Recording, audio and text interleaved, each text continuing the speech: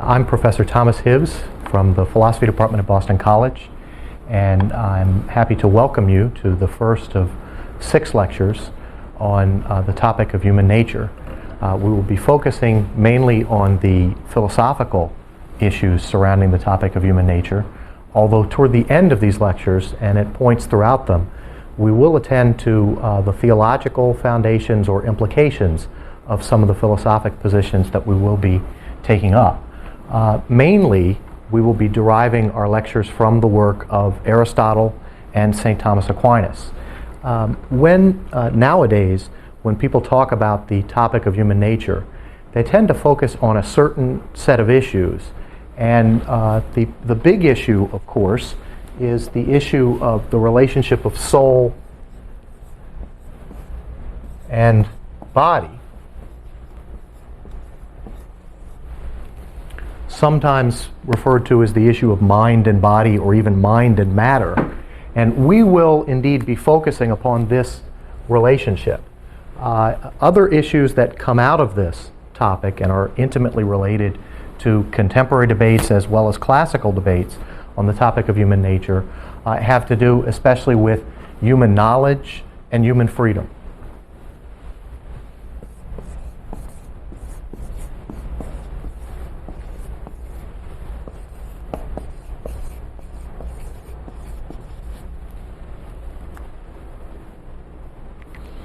And we will be taking up all of these, and there'll be some overlap because for Aristotle and for Aquinas, one really can't discuss one of these topics, say soul and body, without ultimately talking about human knowledge and human freedom. And conversely, you really can't talk about human freedom or human knowledge without finally giving some sort of account of the relationship of soul to body. We will, as I said, be focusing upon the philosophy of Aristotle and Aquinas. At certain points, we will also introduce certain modern and contemporary authors whose teachings, say, on the relationship of soul and body, or on mind and body, or on human freedom or human knowledge, have been particularly influential and will, I hope, provide an instructive contrast to the teachings of Aristotle and Aquinas on that same matter. Earlier in this century, following the writings of Martin Heidegger, it was common for philosophers to speak of the forgetfulness of being as the great break in the history of Western philosophy. And the idea with Heidegger was that there was a certain early, in fact, it goes all the way back to prior to Plato, there's a certain early experience of being that the pre-Socratics had and captured in their poetic philosophical writings that had been lost. And so Heidegger and some followers of Heidegger in the schools of phenomenology and existentialism attempted to revive this authentic question of being.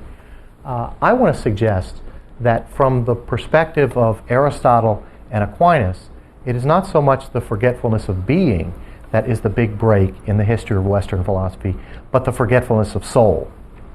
Now, what do I mean by that? Well, consider the following schools of modern philosophy. Some of the major schools will be represented herein. So consider what's called rationalism, which runs from Descartes, Spinoza, perhaps into Kant.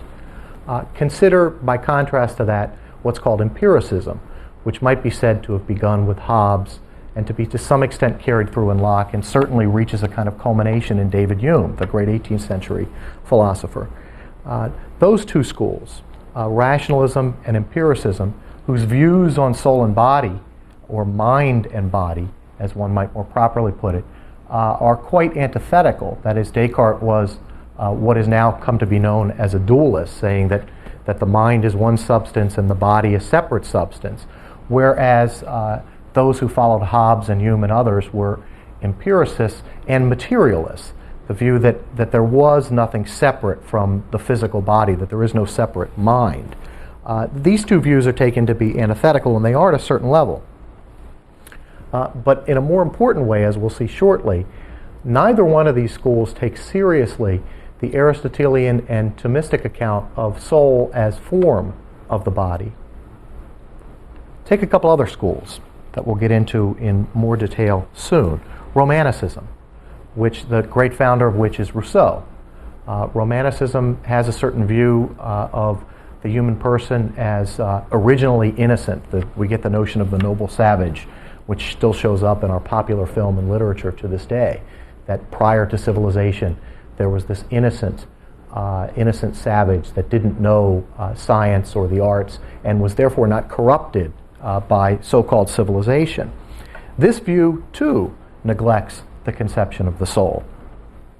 Consider more contemporary schools of thought, say existentialism, or something that's now very popular in Europe and in America, so-called school of deconstruction.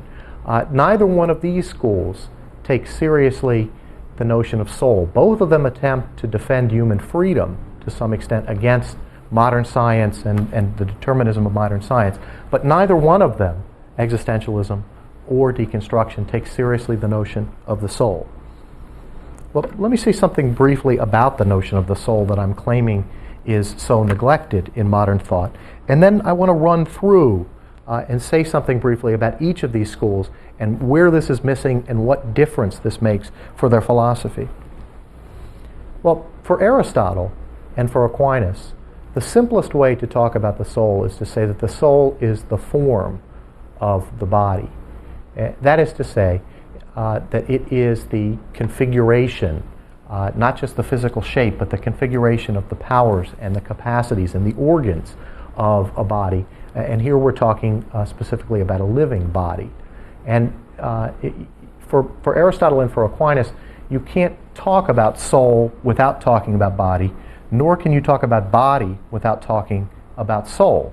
That is to say that form and matter are related to one another in such an intimate way that one is the form is the form of the matter, and the matter is informed by the specific form that we're talking about. Aristotle, as we'll see, gives examples which he takes to be the clearest examples from art. So if we take a bronze statue, for example, what we have there is the matter, which is receptive of the form, the bronze, and the artist, the sculptor, introduces a certain shape, the shape that is this specific statue that we're talking about. And that form is what makes the matter to be what it is. That is, it shapes the matter, gives it a kind of determinate structure. And so in neither case there we couldn't have simply a form separate from the matter, nor could we talk about this specific matter being what it is, that is a particular kind of statue, without bringing into the conversation the notion of form. And when he moves over from the realm of artifacts to the realm of natural substances, that is living things, the analogy carries over. That is to say, when we talk about the particular bodily character of a dog or a cat or a cow or a human being, we have to talk about the specific form. And that to some extent has to do with the shape that appeals to us when we look and see a dog and say, oh, it's running on four legs and it's a certain height for most dogs, and has a certain kind of facial shape that we've come to associate with dogs and so forth. And we compare that with cats, and so we look at that shape. But the form is more than simply the shape of a dog or a cat or a human being. And we certainly don't want to say that someone having a heavier physical form makes that individual of a different species from other human beings who happen to be thin and tall versus short, etc. So we don't want to limit this talk of form to the mere physical shape of the body that we're encountering. What form really means with respect to living things is the configuration of the powers, the way in which the capacities of this thing are exercised so that it can operate as this particular sort of thing. And that conception of this intimate relationship between soul as form and body as matter, soul as actuality, matter as potentiality, which we're going to go into shortly in more detail, that, I want to argue, is completely lost from Descartes on up to the most recent writers on human nature, or on the human condition, as they would rather put it, for reasons we'll see shortly. Let's start with Descartes then. Descartes is the most influential of all of the modern philosophers. Writing in the 17th century, he is often called the father of modern philosophy. And in his famous work, The Meditations, he sets out at the very beginning of that work to arrive at absolute certitude about knowledge. And he wants, because he has such a stringent standard of certitude, and that standard is that whatever in the least way is susceptible of doubt, we ought to doubt and dismiss.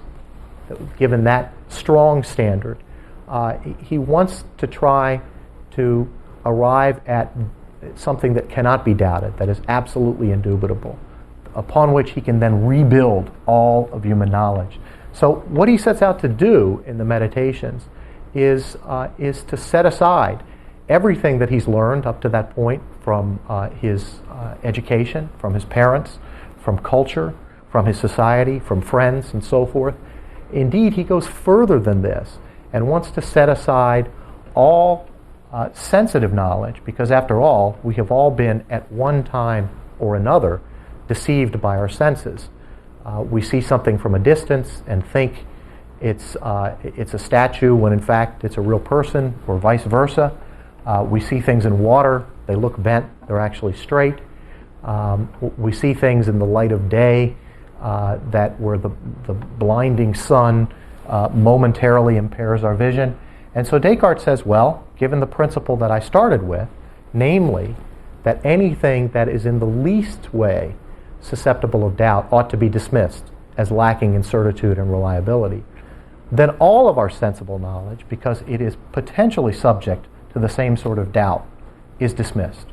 So he sets aside all knowledge of the external world that comes to him through his senses as less than reliable, less than fully reliable or certain.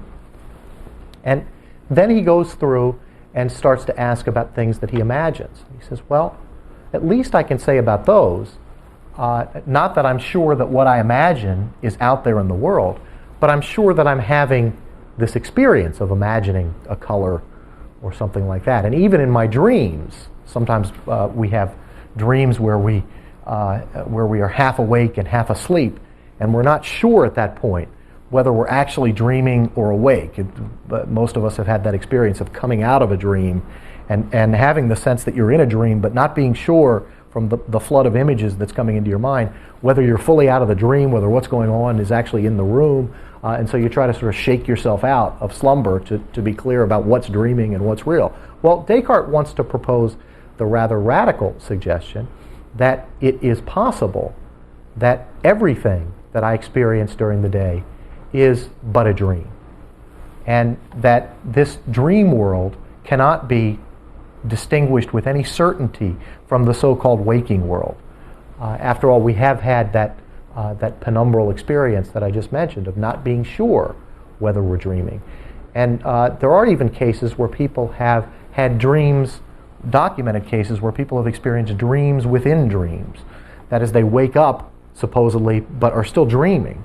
And so they think they have awakened from a dream, but it is just an entrance into a continuation of the dream or into another dream. And so Descartes wants us to consider the possibility that all of our waking experience might in fact just be dreaming. Now, you might say, well, that's preposterous. But remember, and we'll come back to some objections to Descartes momentarily, but remember, for the sake of argument, that Descartes has proposed rather stringent standards of certitude. And they are, to repeat them, whatever can be doubted, whatever is subject to doubt in the least way, must be dismissed in order to arrive at this complete certitude, in order to arrive at absolute certitude. Now, the next step in Descartes' systematic doubt is to ask himself, well, maybe all these images and sensible experiences that I think I'm having are false. Maybe they're not real. Maybe they don't, that is, correspond to anything out there in the world.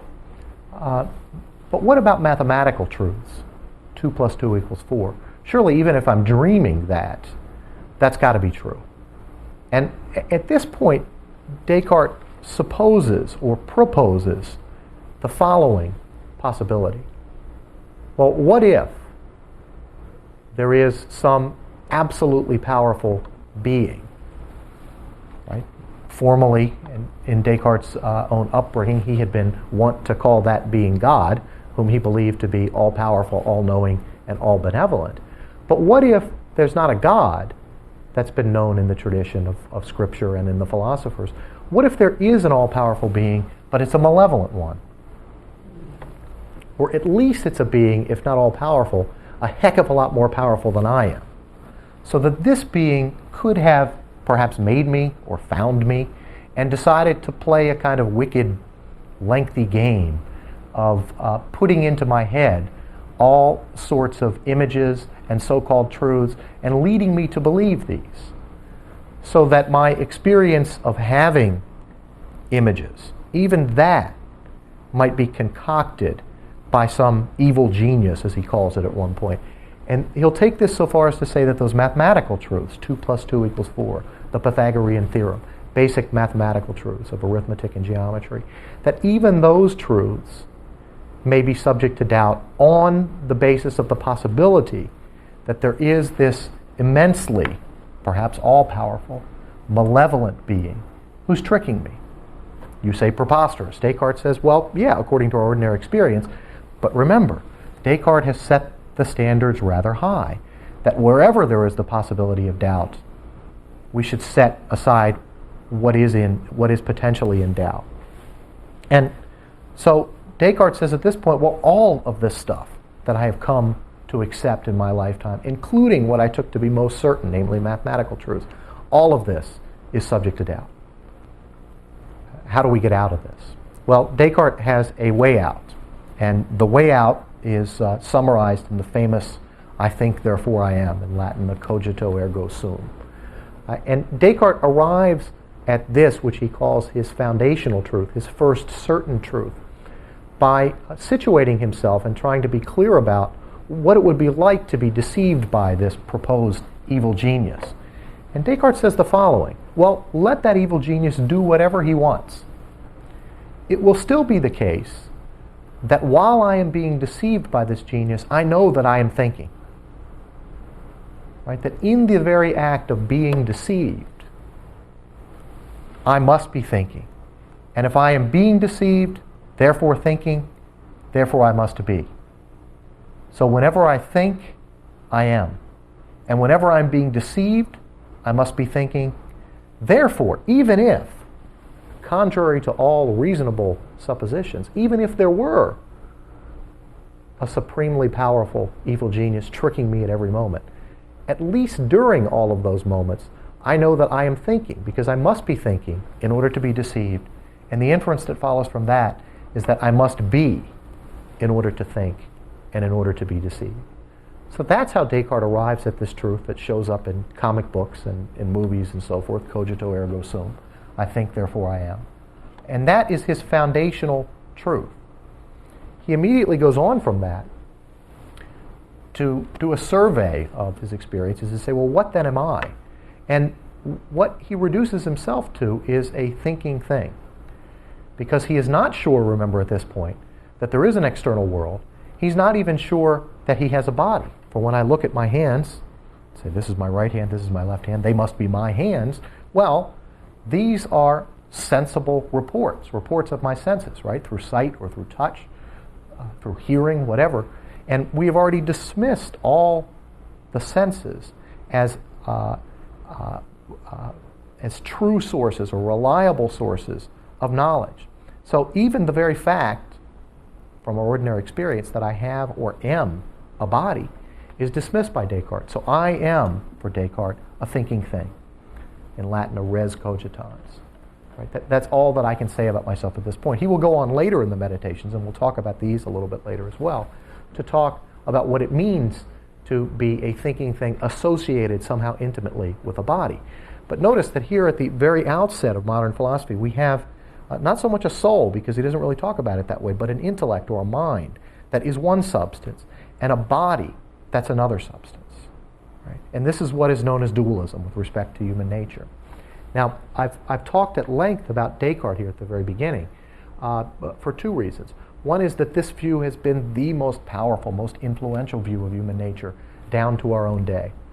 And even those in contemporary philosophy who oppose Descartes often let him set the terms of the debate.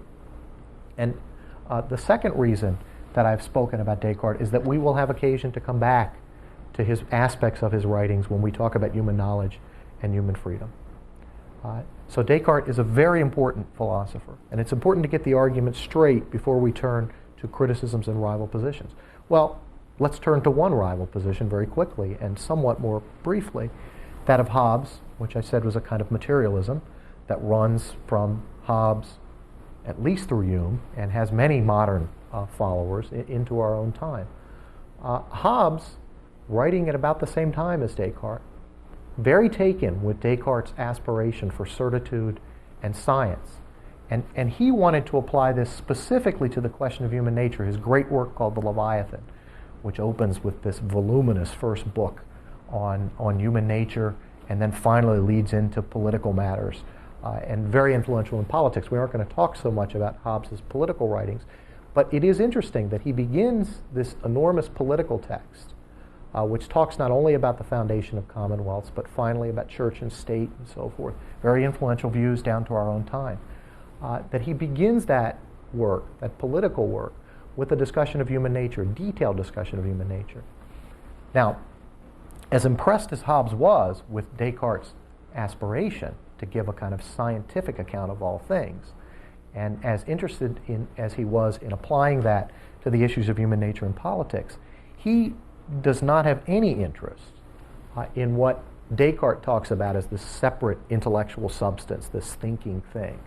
For Hobbes, on the contrary, all we are is material mechanisms. He actually calls us machines. He speaks at one point of life being nothing but a motion of limbs, and that we are automata, that we are machines who interact with our environment in very predictable ways if we know the causes and the effects, if we can get the details of this. And he wants to set human nature on a scientific basis so that we could give an account of all of our passions, all of our imaginations, etc., in very strict material causal accounts that would be captured by mathematical language. And so when Hobbes talks about the human being, he simply talks about the process of external things impinging themselves upon the senses, very physical notion.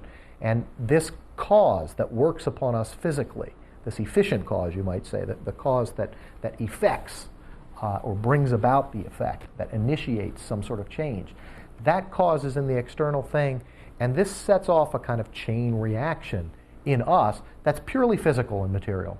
So that there is some kind of physical impression on my senses. This in turn has some sort of direct physical impression on my imagination, and I have a set of images that bombard me from the external world. And reason for Hobbes is merely the manipulation of these images to try and ultimately get what I want from the world, so that my passions are keyed in certain ways that Hobbes describes in rich detail in the Leviathan, that I have certain passions. There are certain fundamental passions for power and other passions that work in the opposite way, a fear of violent death.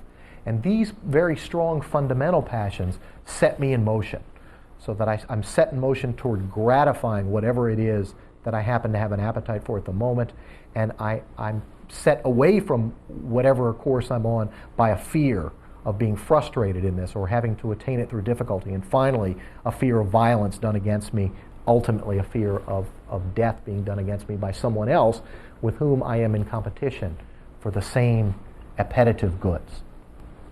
So that there is no separate intellectual substance for Hobbes. Our minds are simply more highly powered, highly wired, you might say, bodily capacities. And so Hobbes, in a way, represents what's taken in modern philosophy to be the alternative to Cartesian dualism, which is called materialism.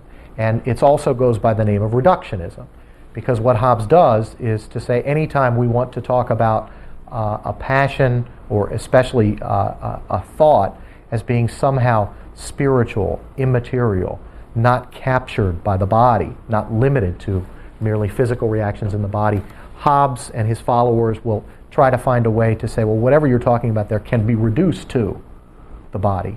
And this, of course, has spawned what we know as much of modern science having to do with consciousness and so forth, where where consciousness and understanding and all of these things that were taken in the tradition to be somewhat other than merely bodily, all these things are said to be reduced to chemical processes in the brain.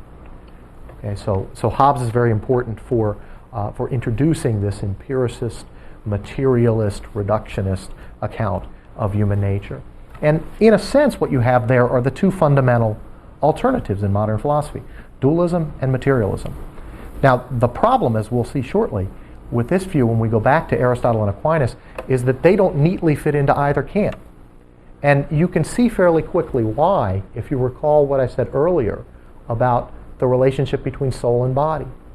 That soul is to body, for Aristotle and Aquinas, as form is to matter.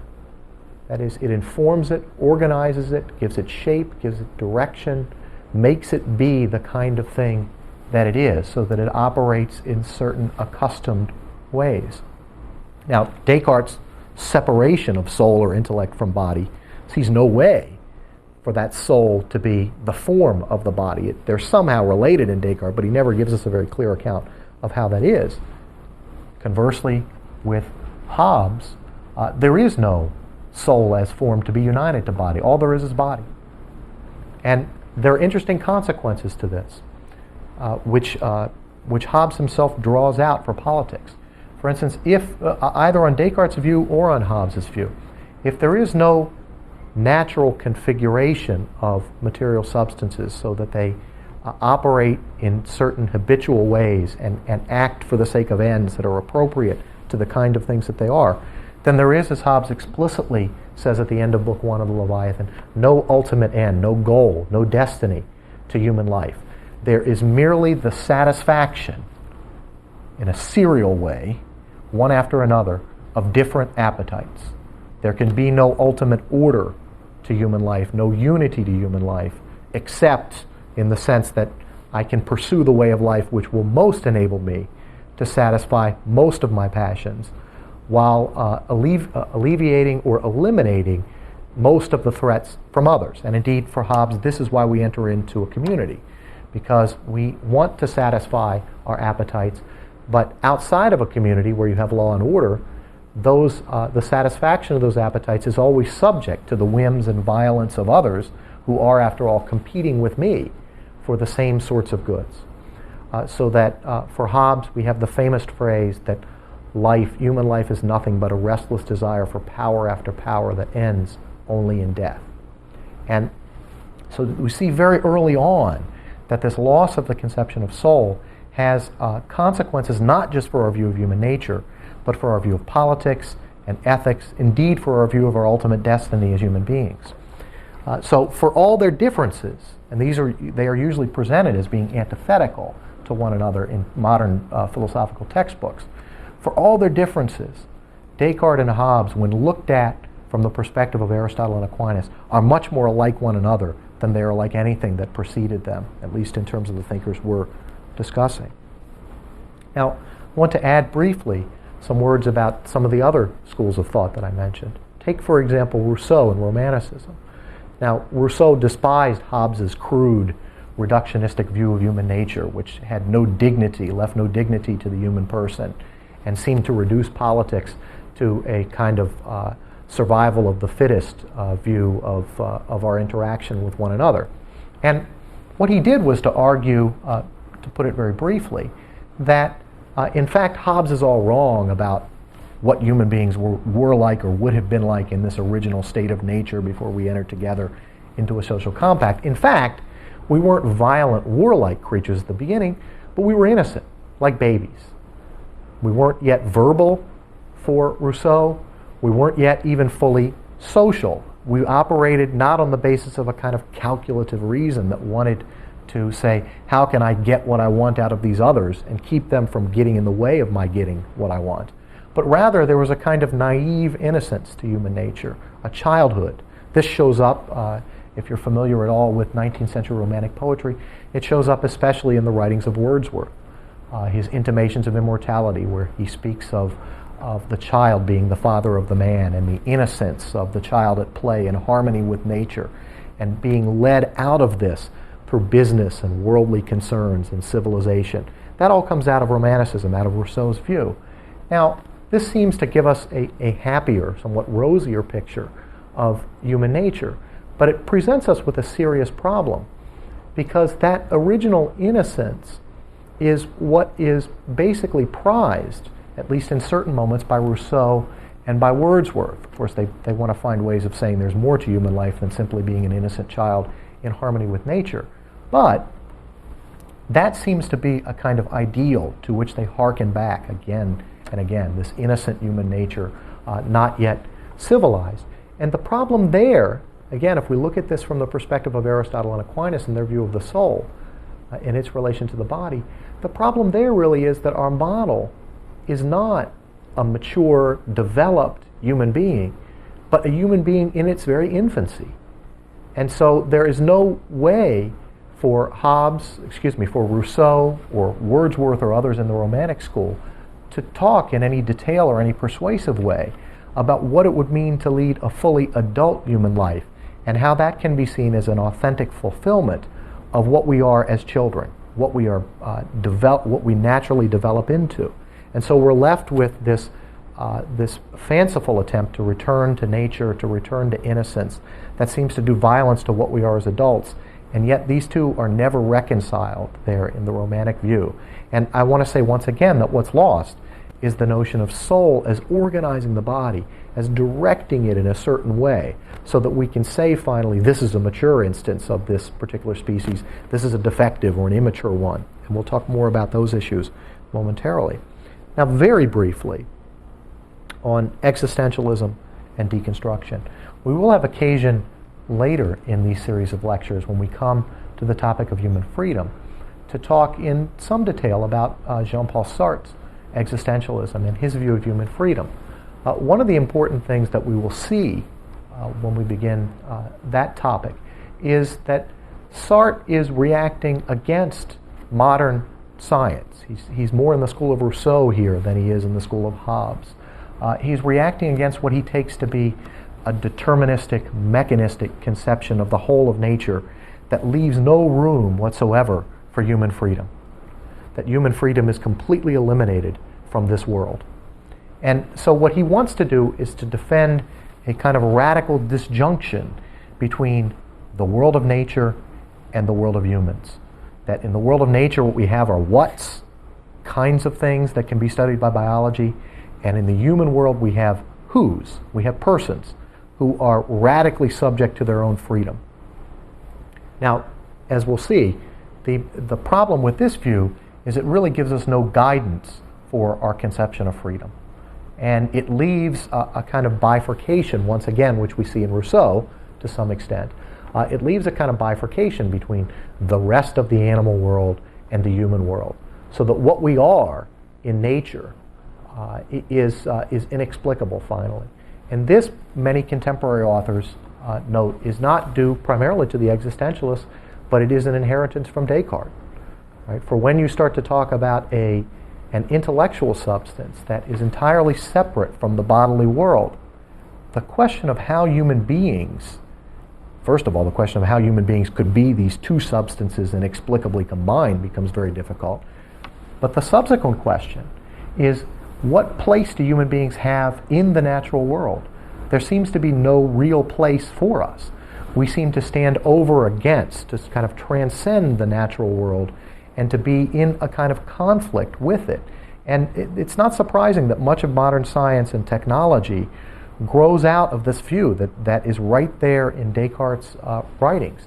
For Descartes says at the end of his Discourse on Method, where he summarizes what his life's work is about, he said the goal of his philosophy is to make us masters and possessors of nature. Now, we'll see when we get to, in some more detail, to Aquinas and Aristotle, that they have a conception of human beings as standing, as it were, at the pinnacle of nature, and to some extent transcending the natural world of animals and other natural substances. But they never talk about human nature as being set over against this physical world. After all, the soul is naturally the form of the body, right? So there's an intimate relationship between the two, and we can't talk about one without talking about the other. And so we can say in part that this crisis that we've come to in the 20th century, and especially at the end of the 20th century, about what is a human being's responsibility with respect to the environment and so forth, that these questions are a natural inheritance from this kind of Cartesian dualism. And as much as Sartre and the existentialists want to get away from modern science, they leave us with this problem. Where do human beings fit in the natural world? Do they have any place?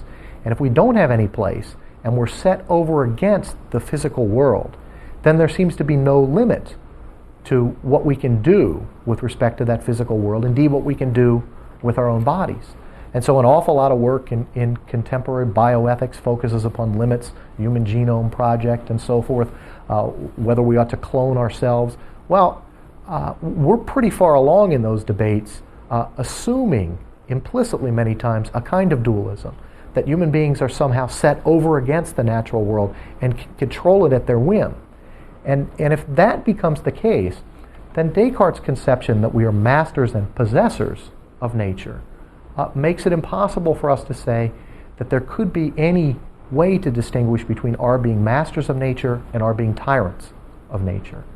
And so an awful lot of issues surrounding human nature, ethics, bioethics, politics, fall out of this tremendously important issue of what human nature is. I think the upshot of this we can see in something like deconstruction, which I don't want to bore you with too much, but I did want to say a word about that, since in deconstruction, the self completely vanishes. There is no self.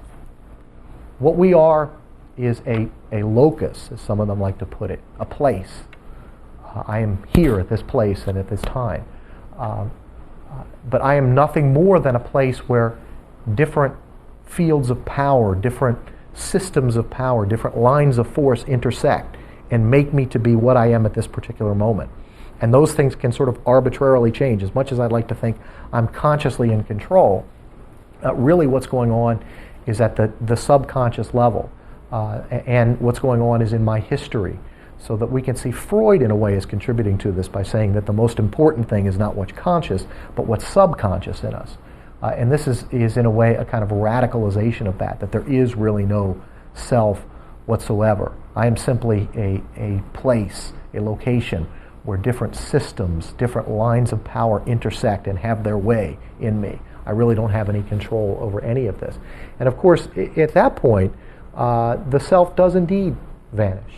And if we had more time in these series of lectures, it would be worthwhile, and it may be worthwhile for you on your own to take up some of these texts in more detail, but to try and trace a pattern from Descartes and Hobbes and the rejection of the soul in their writings through Romanticism, through existentialism, and on into deconstruction. Admittedly, these are very complicated relationships, and we can't simply say this came before this and prepared the way for it, therefore it's the cause of everything bad that happened afterward. What usually happens is certain possibilities are presented in an author like Descartes, not all of which he realized or thought out to their conclusion, and people hang upon this or that and develop it in their own way.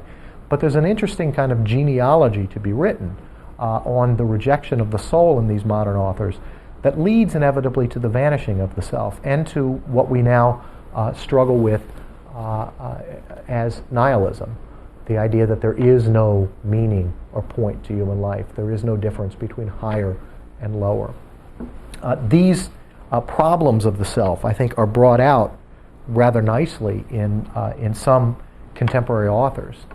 For instance, if you're familiar at all with the writings of the novelist Walker Percy, in his novels he frequently talks about this division, which in his notes and his writings elsewhere he associates with Descartes, of the division between what he calls a transcendent self, the self that modern science gives us.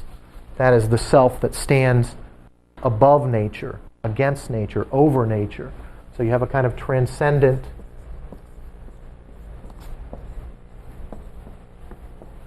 abstract self that stands over and above nature. And then also seemingly part of the self, inexplicably connected to it, there is the immanent self. This is the self of the body, and especially of the passions. Right? So you have this transcendent abstract self, which is what Descartes' separate intellectual thinking thing is, and that's set over against this other self, this immanent self, the self of the body. And so we find, more than in any century in the history of humanity, we find people afflicted with a kind of self-consciousness where they can't seem to get out of their own thinking. They're reflecting excessively and caught up in their own mind and have to find some way out of this. Walker Percy has lots of nice passages where characters are trying to accomplish what he calls re-entry. That is, having gotten trapped in this transcendent abstract self, which is the self of modern science and the self that many of us adopt vis-a-vis our body from day to day, we've got to find a way to re-enter the physical bodily world. And people do this in a variety of ways. There are psychologists in some of these novels who urge people to take 3 or 4 mile walks through wooded areas where they have to struggle physically and exhaust themselves, and that way they find their way out of their mind and back into their body. Most prominently in Walker Percy's novels, and I think we can see this at large in our kind of excessive and sometimes grotesque fascination with the body as a mere instrument of pleasure, what happens is that we get caught in this transcendent abstract self, and the only thing that we thereby find that we know is real, that we can experience directly, is a kind of physical pleasure. This can be drugs, it can be alcohol, especially sex, right? And there are lots of characters in Walker Percy's novel who try to find re-entry through sexual satisfaction. And another interesting upshot of this loss of soul, I think, again, it's a number of steps down the road, and had we but whirled enough in time, we would try to trace this in great detail. But one of the upshots that comes out of this is that our often perverse and excessive fascination with the body, the kind of glorification of the body, that often ends up debasing it at the same time that it claims to glorify it, to use it merely as an instrument of pleasure, that I somehow use my body, right? My body, my choice is at least a slogan in certain contemporary political camps, that I somehow own my body and I can use it as a tool for whatever end I want, and that is often for success, but especially for pleasure. So that this degraded conception of the body is, for Walker Percy, and I think rightly, an offshoot of the Cartesian separation that we really haven't been able to overcome or to bridge. So then to sum up this section then briefly, we began with a discussion of the chief modern interlocutors on this question of human nature. And we focused especially on the view of soul and body, and have argued briefly, and perhaps not as fully as one would like, that the loss of the notion of soul as form of the body, as directing capacity of the body, as organizing and configuring the powers so that they operate in a certain way and operate for certain appropriate ends given what the nature of that thing is, that the loss of that, no matter which school, and there's a lot of variety here, when you move from dualism to materialism to romanticism to existentialism to deconstruction, there's a lot of variety in those views, but all of them are at one with one another in their rejection of this conception of soul. And I think it has consequences that are being borne out in our culture and in our philosophy. It's a rare time when you can see the consequences, and it's unhappy for us in a way, that you can see this demonstrated in our daily life and our ethical reflection or lack thereof about our lives as a people, as human beings, that you can see this vanishing of the self and this what I've called this kind of nihilism, this nothingness of human life worked out, played out in our popular culture. I guess one of the lessons there is that ideas do have consequences, that these philosophic views that we're talking about here, and might at times, especially when we get into fairly technical language about soul and body and the nature of the intellect, and we'll be using what might seem at first to be a kind of jargon, but I think makes sense in terms of our common experience of the world. We'll be using more technical language as we move in more detail into Aristotle and Aquinas.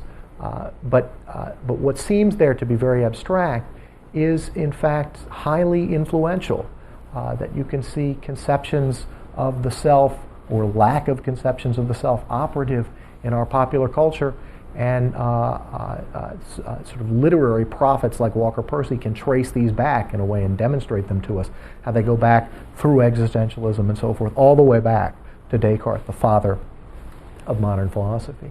And so, as I say, we will be returning to many of these thinkers at appropriate points in the lectures to sharpen our view of Aristotle and Aquinas. Now, I want, before we end this first lecture, to say something about the study of the soul in Aristotle and Aquinas, and why it is such an important topic in their own writings. That is, I hope I have demonstrated to your satisfaction that the study of the soul provides a key alternative to these various modern conceptions of human nature or of the self, and that the lack of it is at the root of a lot of difficulties in modern philosophy and in contemporary culture. That might be enough of a warning or an invitation for you to take seriously this topic, not just as a philosophical exercise, but as something that is has repercussions for how we live our daily life. And after all, for Aristotle and Aquinas, those two things are intimately related. That is, how we live our ordinary daily life with others, thinking about what's good and what's bad, what we ought to do, what we know, what we don't know. Those sorts of questions naturally arise in ordinary experience, and a philosopher like Aristotle or Aquinas is a guide to help us do better what we're already doing. That is, pursuing these questions about what do I know, what don't I know, etc. What am I as a human being? So, in the texts of Aristotle and Aquinas, we find the study of human nature to show up principally in two areas. And I'm going to talk a little bit about the sort of books that these show up in Aristotle and Aquinas. But the topics generally are the topic of the soul, and then the topic of ethics and politics. That is, we talk about what human beings are in, say, Aristotle's famous text, the De Anima, on which Aquinas wrote a very helpful commentary. And then we move on from there in the ethics and the politics to talk about what human beings ought to live for, what in fact we are directed naturally to by virtue of the fact that we are the sort of beings that we are. And so this topic of the soul and then of ethics and politics, that's where you find Aristotle and Aquinas talking about what we would call a philosophy of human nature. They don't have any books where they write what's called a philosophy of human nature, although Aquinas, as we'll see in his famous Summa Theologiae, does have a treatise entitled De Homine, that is, on man, and we'll be focusing on some of that later. But you don't have any work that says philosophy of human nature in either Aristotle or Aquinas. And so we sort of have to put together things that they did separately. And we can do that by looking at the works in which they discuss these matters. And the work I've mentioned already briefly, this is a work by Aristotle called the De Anima in Latin, which just translates as on the soul. And this is really the key text for St. Thomas in terms of his philosophical sources. I mean, Augustine, Gregory the Great, and others provided important theological sources, some of which we'll talk about. Scripture, of course, is a guiding source for Aquinas. But in terms of his philosophical sources for his treatment of human nature, Aristotle's De Anima is the key work. And Aristotle's On the Soul begins by discussing the importance and nobility of the topic of the soul. This topic is important because it teaches us about human nature. It teaches us about nature more generally, I should say, to start with, since all living things are ensouled for Aristotle and for Aquinas. It doesn't mean that they have some kind of hidden spiritual essence when we're talking about dogs, cats, or plants. It means that there is a principle in them of their life. And that principle of animate life the principle of living things, be they plants, dogs, human beings, in all those sorts of things, that principle is the soul. It's what gives life to those beings. And so Aristotle begins with a kind of common consideration in the De Anima of natural living things, and then moves on to focus especially upon human beings as also being instances of this composite of soul and body, form and matter. Now, this is crucial for Aristotle, important and noble, because it teaches us about nature. Indeed, it teaches us about the peak of nature, finally, since it gives us a knowledge of human nature, which in the physical animal world is the highest of instances of soul.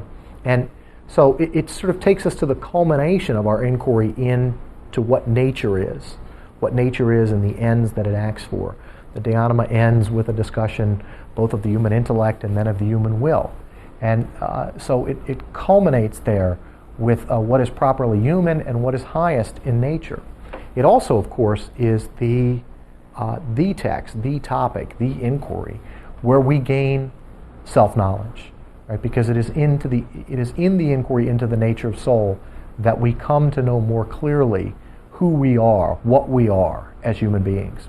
And quite naturally for Aristotle, the discussion of the soul leads on to the discussions in the ethics and the politics of not just what human beings are, but what they are for. That is, what the ultimate end of human life is. We're not going to get into those matters because those are properly ethical or political, but it is important to see that the study of the soul is a pivotal study for Aristotle. That is, in it, we turn from simply the study of nature to the study in the study of truths about nature to the study of the good for human beings. So having some idea of what human beings are like gives us a basis to begin to think about what human beings are for. That is, what our goals are. And as you can see by perusing the opening of Aristotle's Ethics in Book 1, he gives there his famous function argument for human beings. That is, he argues, to put it briefly, that there is an ultimate end to human life, that human beings do whatever they do for the sake of happiness, which is a kind of full actualization of our capacities. Happiness is not merely some passive contentment for Aristotle, but the full actualization of our capacities, and ultimately this will be spelled out in terms of virtue. But when he says, well, human beings do all that they do for the sake of happiness, he says, well, this seems to be somewhat vague, and what we need to do is to make this more precise. Perhaps if we look at the peculiar function of human beings, we can get some idea of what happiness consists in, what activity or set of activities happiness consists in. And so he gives the famous arguments that, well, over and above the vegetative capacities that plants have and that animals have, human beings have something else. Indeed, over and above the vegetative capacities that plants have, the sensitive capacities that animals have, human beings have a rational capacity wherein they can reflect on and judge what things are like in the world, what they are like, and what the goods are that are appropriate to their nature. And so Aristotle then very quickly moves to the conclusion that happiness for human beings must be some sort of activity or set of activities that is in accord with reason. Now, of course, in the background of that whole discussion is this topic on the soul, this text on the soul, where Aristotle has described the different levels of soul, the vegetative, the sensitive, and the intellective or the rational, and given a definition of human beings as rational animals. So that provides a crucial backdrop. Indeed, it shows up explicitly in many places in Aristotle's ethical and political writings. In fact, you'll find Aristotle frequently in his political writings urging legislators, politicians, to study the soul. That there they will find what human nature is like, and they will better be able to craft or influence the regime they're in, lead it in a certain direction, so that the regime better accords with the highest things in human beings and doesn't merely foster an accentuation of the lower elements in human nature. So we find here then that this is the pivotal study for Aristotle that leads from the study of nature to the study of human beings and then on to the study of the human good. In fact, Aquinas adds an additional reason for why the study of the soul is crucial, which has not so much to do with ethics and politics, but rather with metaphysics, the science that studies the first and highest being, separate substances, ultimately God, as causes of all sensible substances. And Aquinas gives the argument that since separate substances, which Aristotle, that's what Aristotle called them, Aquinas will call them angels, and God, are in no way bodily, they're purely immaterial, purely intellective and volitional. Since they are not at all bodily, we would not be able to begin to talk about them unless we had some experience, some knowledge of what the intellect is. And we gain the knowledge of what the intellect is and how it operates in the study of the soul. That is, as I've already mentioned, and as we'll see later, the study of Aristotle's De Anima culminates in the question of the human questions regarding the human intellect, its immateriality, its possible separability from the composite, etc. Very difficult, thorny, and controversial issues that we'll talk about in much more detail later.